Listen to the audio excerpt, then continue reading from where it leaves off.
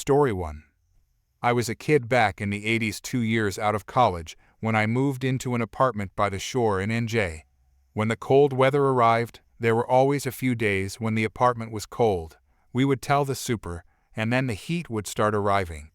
One year the heat started decreasing in February, and inside the apartment was like in the 50s, and we had to start wearing coats. We told the super about it, and nothing happened this time. We wrote the landlord about it, and still nothing. So we checked with an attorney and learned about the warranty of habitability and withholding of rents. So yet another certified letter to the landlord, and we start withholding rents. He files a motion to evict us, and we answer with the Marini defense, depositing the withheld money with the court. The judge finds in our favor for all the money withheld. We continue to live there because there just aren't many other options as we save for a home. Flash forward to living there for 6 years, on the last lease because we are about to buy a home. We write in a clause that we can break the lease with 45 days notice in writing, similar to his 45-day clause. They don't notice it because it's slightly obscured on the top left of page 2, so they sign off on it and return it to me. So in the middle of the lease, we give the 45-day written notice, make the rent payments, and leave. They don't return our deposit, so we sue for it, demanding double. They sue us for the remainder of the 6 months' rent and refuse to return our security deposit. This is no longer small claims court, but we proceed without an attorney anyway. They are expensive. We arrive at the courthouse and the court forces a round of arbitration. The arbitrator says we will lose in front of the judge and to pay the rent remainder. We refuse and wait for the judge. While waiting, the landlord's attorney drops by and asks why we didn't take the arbitrator's advice. So we tell him about the clause we wrote in, and he states he saw it too, and that since it was crossed out, it's not part of the deal. We show him our copy of the lease where it's not crossed out, and his face goes white as a sheet. He makes a call to the landlord, who then offers to properly break the lease with no penalty and return our security deposit in full. We refuse, and we show him the certified letter stating that we would have accepted that deal up until yesterday, but that if you force us to come down to court, we want double damages of the improper withholding of the security deposit. He tries again to reach out to the landlord, but no luck this time. We go to see the judge. He looks at both leases and calls their attorney to the bench. The judge takes our lease and thrusts it toward their attorney and says, "This is the lease in force." Their attorney starts walking around the courtroom like a chick with his head cut off, while I try to laugh as quietly as possible. The judge fines for us for double damages. We receive nothing for a week, and I go back to the courthouse where the clerk says they should pay that judgment immediately and tells us about chattel execution and gives us that form. A couple of weeks pass, and a check appears from the landlord. Another month passes, and we get a call from the court. They have our money. I told them the landlord had sent a check a while back, so all was good. She tells us that we should have informed the court that we got the money to stop the chattel execution from occurring. The court sent the sheriff to their offices and confiscated office equipment and sold it at auction to satisfy the judgment. They said, "Don't worry, they will just return the money to the landlord." That is the revenge, getting the money and having them experience the abrupt seizing of their assets at their place of business, having it sold at auction, and then having the money returned to them. Major pro-justice. Story 2. About 7-8 years ago, I was in Walmart with my son, who was almost 5 at the time. We were walking through the women's clothes section in the front middle of the store to get to the dog food section and electronics section, both at the rear center of the store.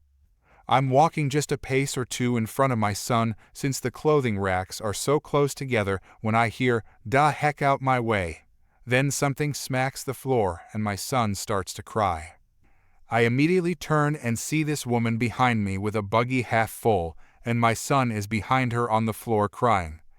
To put everyone into perspective, my son wasn't quite 4 and maybe 55 to 60 pounds. I'm 6'4" inches, 235 pounds. She was about 5'8" inches and maybe 130 pounds.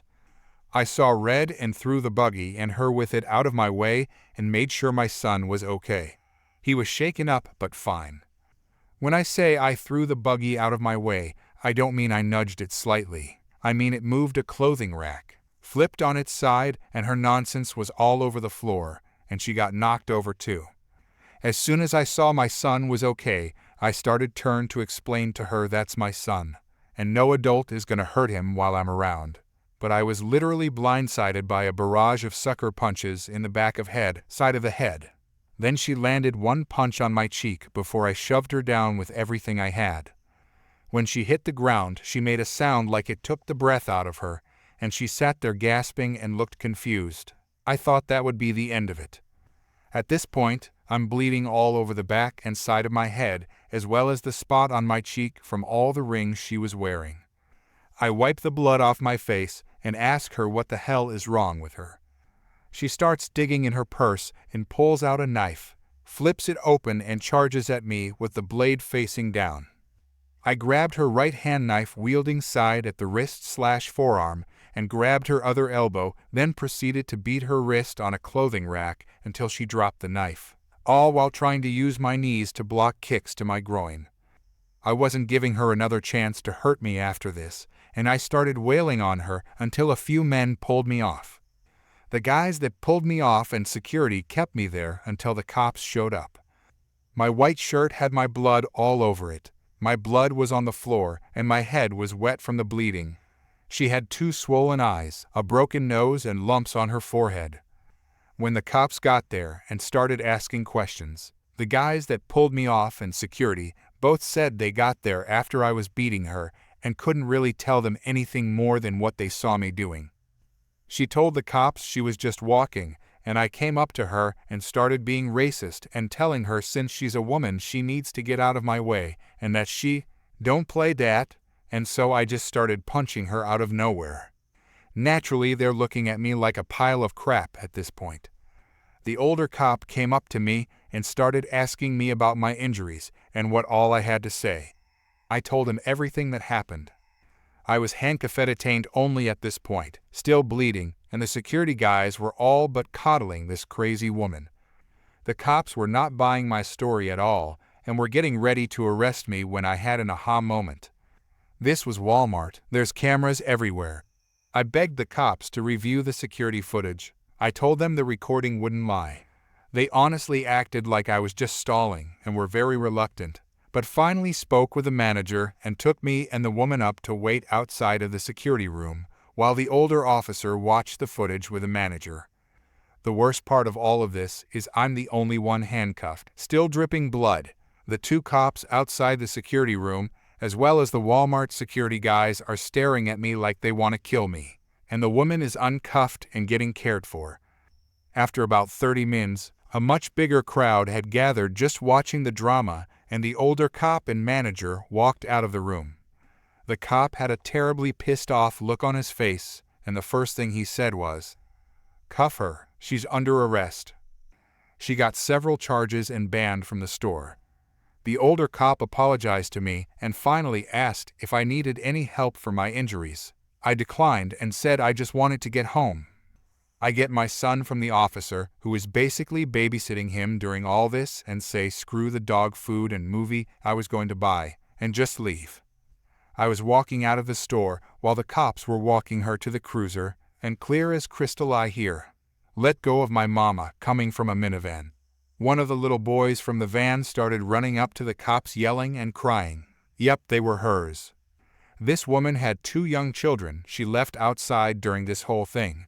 It was at least an hour after I first made contact with her, and since her buggy was half full, I can only assume she was in there maybe 30 minutes to an hour before that. I just shook my head and continued to my truck.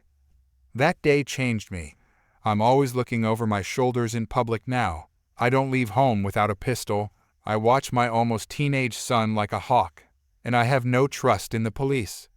Entitled ain't even the word for this woman. Story 3. Background.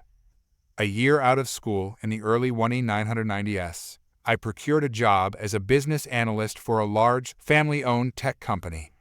This business was located in the booming heart of technology at the time and was very profitable. As tech took off over the next decade, the company thrived and remained family-owned. What was a rich family and company became exceedingly wealthy, with a valuation at worth in the high 9 low 10 figures. The family that owned it was quite neurotic, very moody, and had a reputation as very ruthless greedy when it came to financing, deal-making, employees, etc. I truly believe this is what held them back from ultimately becoming a household name as a company. As I progressed in the company, I gained more and more face time with the owners. I worked on some projects directly with ownership that really paid off and gained me even greater access to their inner circle. Now, like a lot of people at the time, and particularly those who worked in tech, I was heavily invested in tech stocks. I discussed some of my investments and gains with ownership as casual conversation, though investing had nothing to do with my role in the company. That is until one day in late 1999 when the owner came to me and asked me if I would invest some of his personal money. He wanted me to take big risks to see if they would pay off using $1 million of his personal money. I was a bit hesitant, but still being in my late 20s and wanting to prove myself, I said I would. I asked for a written agreement where they acknowledged this wasn't my role in the company, was a personal matter between the owner and me, and to document my compensation for this side arrangement 20% of all profits. Around this same time, and by working in the industry, I started to notice the weakness associated with a lot of tech companies. They just weren't living up to their hype and stock price, and some seemed like they were starting to run out of money. I had no inside information, just a strong sense of which companies were struggling based on my work in the business. Based on this sense, I started using both my money and the owner's money to short tech companies just after the new year in 2000. For anyone unfamiliar with shorting, it means if the value of a stock decreases, the value of the investment increases. I had a few long positions, but my overall position was very short. Since the owner wanted big risk and big reward, I used his money and obtained leverage or margin from the financial institution where I maintained both his and my trading accounts. The accounts were separate, but both under my name again. I documented this and gained consent. Well, both my account and his suffered some moderate losses in the first 2 months of 2000 before the bubble began to burst, and both accounts, but his in particular, began to skyrocket. Ownership's pettiness. In June, the company began to suffer a downturn. We were still profitable, but since we provided tech services and products, we were not immune to weakness in the broader market. I had not informed the owner of my short strategy. He came to me one day and asked how his money was doing, saying he suspected it was way down like the general market. To his surprise, I informed him that while we still had some money tied up in options, puts, and shorts, but based on the positions I had closed, there was $1.35 million in cash sitting in the account that belonged to him. Again, I still had a bunch of open positions which, if memory serves, were worth about $1 million on that date, but the positions I had closed had yielded $1.35 million in cash just sitting in his account, which was in my name. The owner, either through ignorance or lack of attention, said, "Great, $1.35 million. Fantastic work in this down market. Will you please wire it to me?" I responded that I would, but would be taking my 20% of the $350,000 profit, or $70,000, before wiring him the $280,000. I also reminded him I still had open positions that had yet to pay off or close, but I didn't state the amount. He, once again, appeared not to understand or comprehend the open position statement, but instead totally focused on and became incensed about my rightful claim for $70,000. He went on and on about how times were tough, I should be grateful for a job, particularly at my young age, and the entire $350,000 was necessary for him and the company. I knew this wasn't true based on my position within the company. Worse, this was my first time personally experiencing the greedy and corrupt nature that served as the basis for ownership's reputation. The revenge. Now comes the revenge.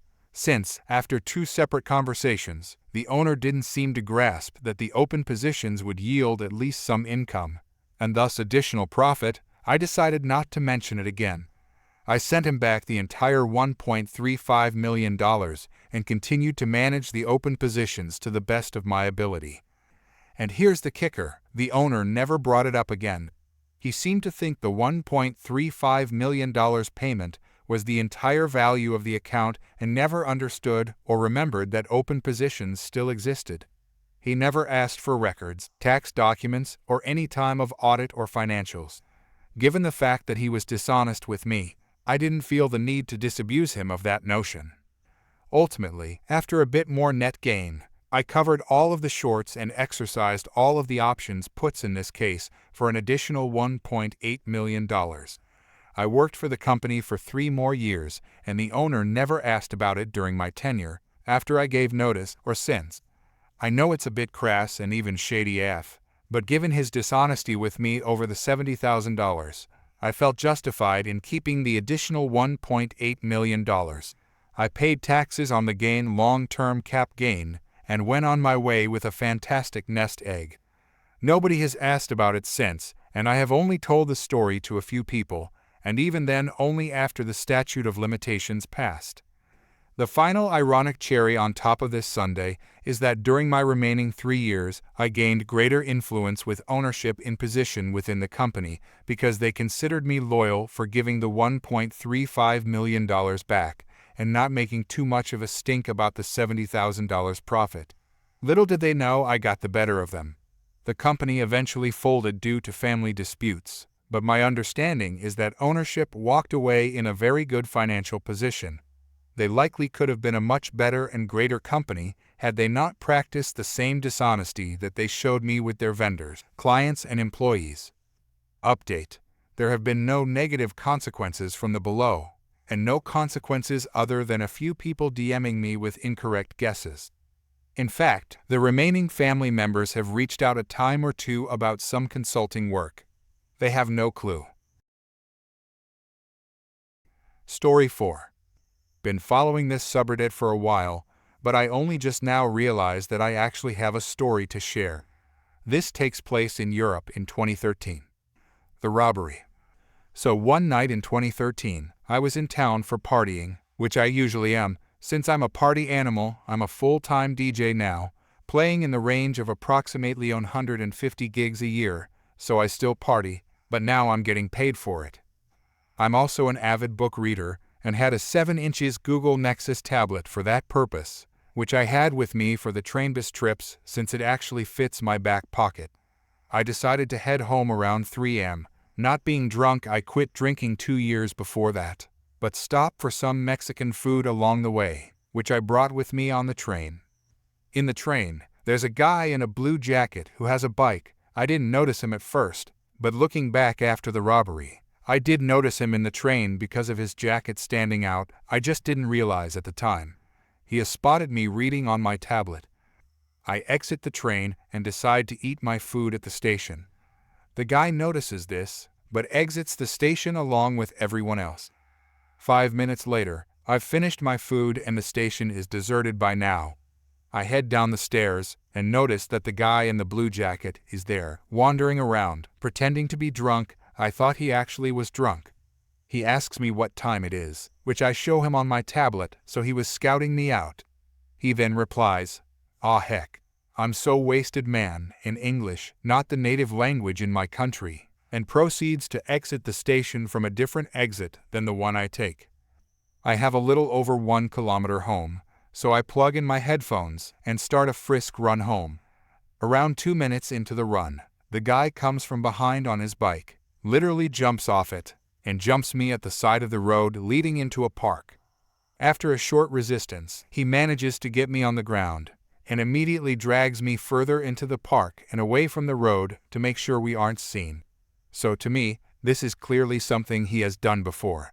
He then gets on top of me and strangles me until I give up because of lack of air. He then proceeds to get my tablet, my wallet, and my iPod Touch with a broken screen. But he misses my phone, which was a crappy bottom-scraping smartphone anyway. He then tells me to stay down, while he starts running back towards his bike, which is lying down on the ground. Now, I'm not strong, but I am a fighting spirit, so like hell I will. I get up, get my keys, and proceed to pounce on him while he is gathering his bike. Using my keys as a weapon, a trick my karate trainer taught me in self-defense between my knuckles, trying to punch him in the face and hit his eyes. Unfortunately, I fail. He gets me down again, and proceeds to finish it off with a massive kick to my face. I'm up again relatively quickly, but this time he finally gets away. Now, at this point, I'm desperate to call the police fast, but I didn't realize he didn't get my phone, so I proceed to stop the first car on the road in order to call for help. Inside is a somewhat elderly man in the 50s, but when he notices that I have blood all over my face, he panics and speeds away. Fortunately, the next car with two guys stopped and allowed me to call the police. And boy did they respond fast. They were pretty much there no more than 3 minutes after the call, 4 minutes after the robbery. So instead of going straight to the hospital, we actually took a quick car ride in the direction he went biking to see if we could catch him. Unfortunately, he is gone. So the police take my statement at the station, even collect my clothes for evidence of potential DNA from the fight, and to the hospital I go. I was assaulted a little past 3 m. and exited the hospital around 11 m. Result: pressured ribs, broken nose, broken lip that had to be stitched together, one bloody eye, and my face looked like a complete disaster, more so in the days after. I was on sick leave from work for 4 weeks from my first job. For my second job, I was on sick leave for 2 weeks and worked another 2 weeks at half hours. I gave my statements to the police, tracking the culprit. So, a quick note, besides my DJ career, which at that point was just starting up, I work in it, and I'm a tech geek. For that reason, my Nexus tablet, which is running Android, was rooted, meaning I had gotten access to the complete file system, and running a custom mod operating system called CyanogenMod.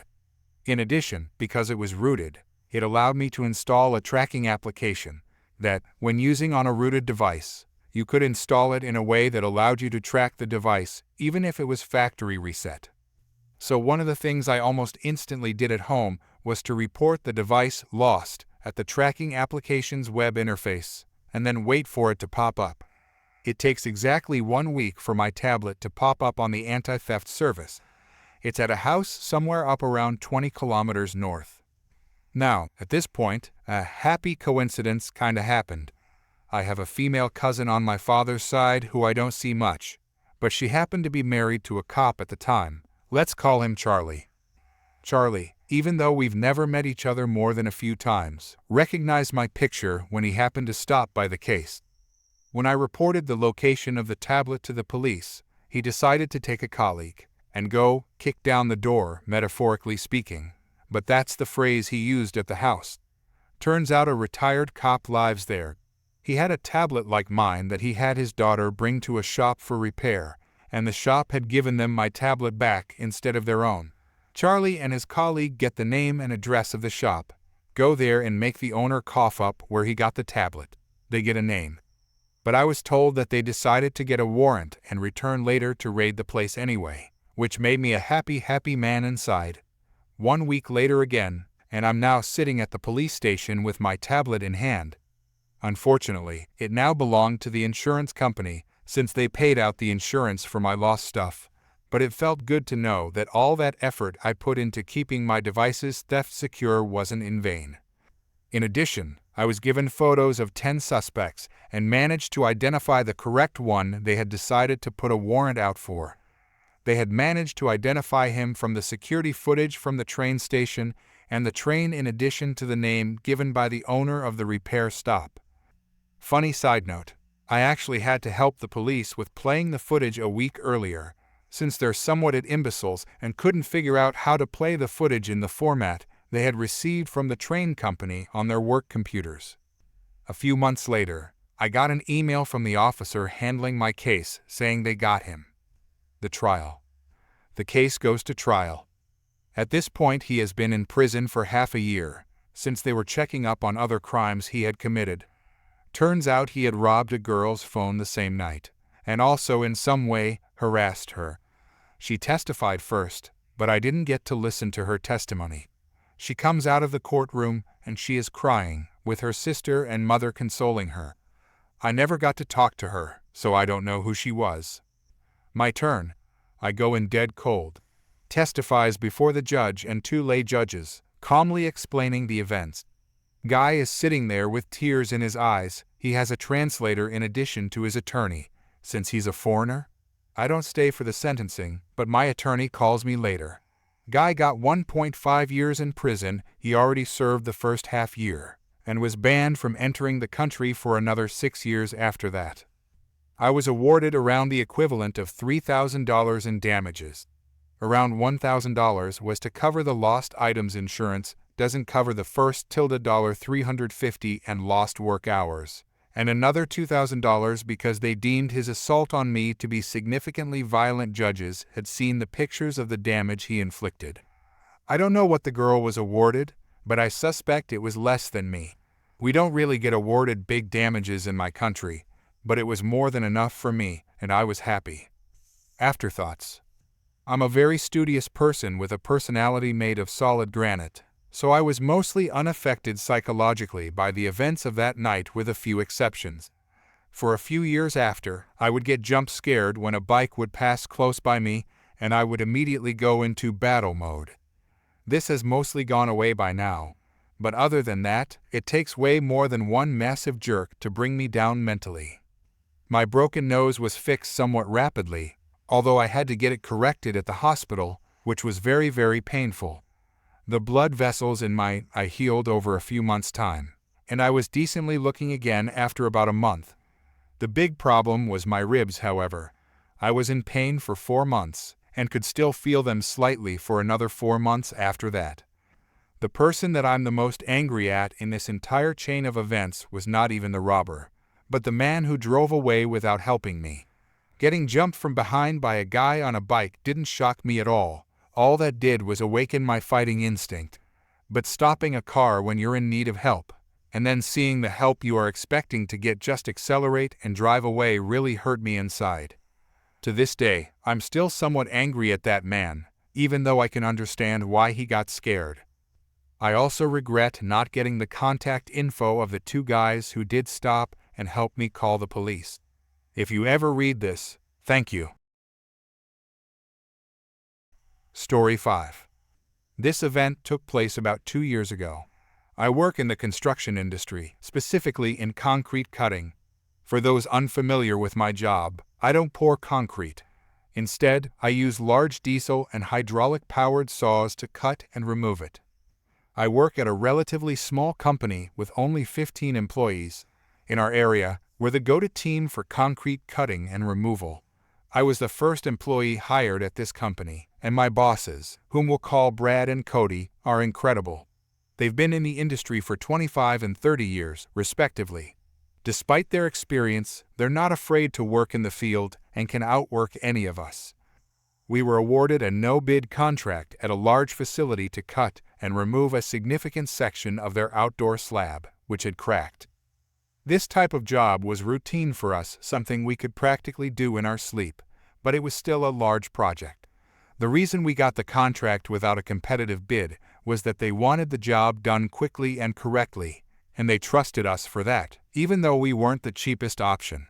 The client specifically requested that we bring extra equipment and specialized saws just in case. This detail becomes important later. The workday was set to begin with a safety meeting at 6:30 and Brad and Cody arrived on site on time. But I stayed back to organize my crew before heading to meet them. When I arrived at 8 a.m., Brad and Cody were still standing by their trucks. They told me no one from the client's team had shown up yet. Finally, at 9 a.m., the project leader, John, arrived with his team, acting as though their tardiness was unremarkable. During the safety meeting, John mentioned that there would always be a few people from their company supervising our work, which we found unusual but didn't question. That day, we managed to complete about a third of the project. However, throughout the day, there were at least 25 people standing around watching us work. We joked with them, suggesting they set up bleachers to make things easier. Oddly, they insisted we stop working at 4 p.m. so they could leave. At this point, we started suspecting something strange was going on.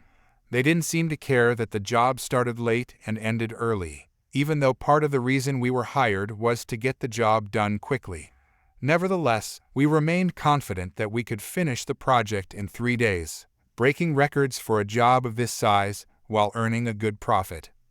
The next morning, Brad received an email before we headed to the site.